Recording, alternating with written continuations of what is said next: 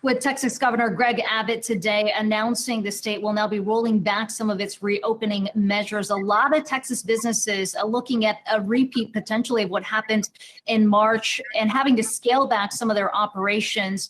Let's bring in Jeff Moseley. He's the CEO and president of the Texas Association of Business. He represents about 1,500 businesses across the state. Jeff, it's good to have you on today. What are you hearing from some of your members today in light of the developments? Well, thank you, Akiko. What a delight to be with you and with your listening audience.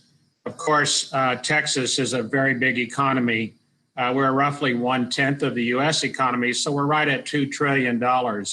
And we have such a vast, diverse state that it is very challenging to find a best practice that fits everything. But we are blessed in Texas. We have a governor and a lieutenant governor that have worked very closely with business leadership to understand how to go into isolation and then how to reopen and come out of isolation. And the challenges, of course, Akiko, is that nobody's ever done this before. I mean, this is a first time for anybody living to have navigated through this. I remember my grandmother Moseley telling me about the Spanish flu hitting her village in central Texas and how devastating it was. But today, we don't have anybody around that can really share with us how to get through this. And so we're learning as we go. And the business voice has been very much a part of working alongside and supporting the governor and lieutenant governor on these best practices. So we fully embraced isolation. We said, yes, let's try that out. And then at a certain point, we felt like there was a time to reopen. But the governor's been very transparent. He said, look, let's use data and let's use medical best practices. And where the data shows that the behaviors are such that we need to go back towards isolation, we should do that. And true to his word, that's exactly how the management of COVID is happening right now in Texas. When you look at the hospitality industry, for example, certainly one that's been biggest hit, and we're looking today at potentially a lot of these restaurants having to scale back now from 75 to 50% capacity. That's still better than how a lot of other states are operating, but how significant is the economic hit likely to be as a result of these new measures that have been put in place yet again? Well, hospitality is a big sector in Texas. Believe it or not, we're usually number 2 as an overall tourism destination in America. And we depend heavily on those wonderful jobs that support the tourism sector. But you're right, Akiko, this is a sector that has been profoundly impacted. And so we don't see people wanting to travel as much. They don't want to go and stay in a hotel as much as they used to. They're not wanting to take an airplane and fly and travel. And so these jobs have been really hit hard, and it's probably going to take several years to get back.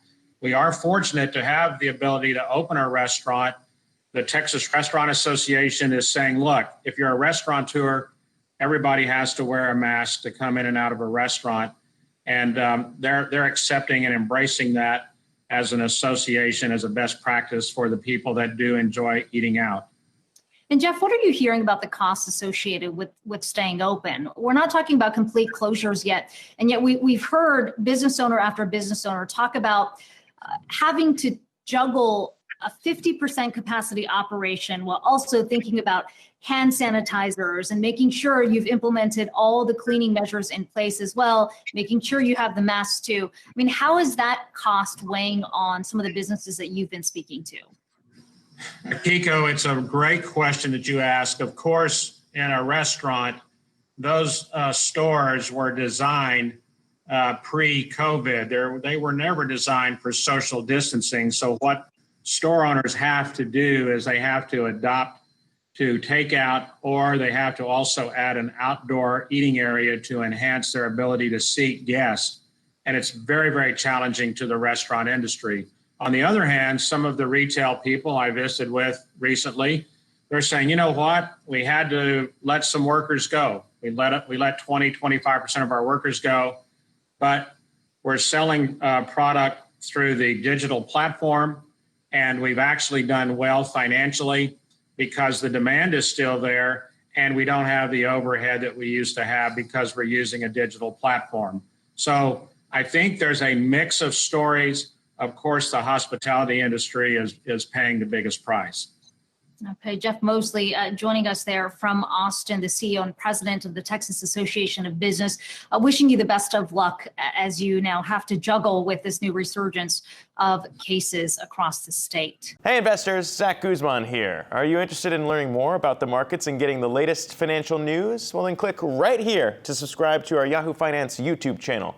Get the latest up-to-the-minute market analysis, big interviews in the world of finance, and information on how to manage your money every day wherever you are.